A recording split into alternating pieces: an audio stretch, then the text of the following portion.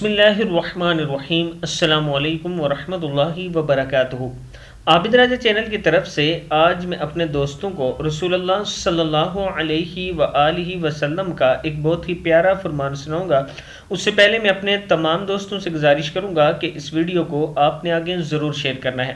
رسول اللہ صلی اللہ علیہ وآلہ وسلم نے ارشاد فرمایا، دوزخ کی آگ ہر اس شخص پر حرام ہوگی اور ہر وہ شخص اس آگ پر حرام ہوگا جو نرم مزاج اور نرم طبیعت ہو۔ مشکات شریف کی حدیث ہے، پھر سن لیں۔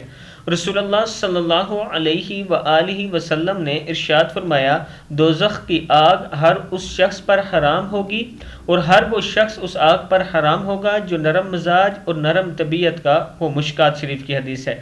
تو دوستو، اپنی طبیعت میں نرمی پیدا کریں، اپنی گفتگو میں نرمی پیدا کریں، آرام سے، اچھے طریقے سے اور خوش اسلوبی سے دوسروں سے گفتگو کیا کریں اور اپنی طبیعت میں نرمی پیدا کریں تاکہ لوگ آپ کی تعریف کریں کہ یہ شخص بڑے اچھے طریقے سے بات کرتا ہے اور اچھے طریقے سے بات کو سمجھاتا ہے۔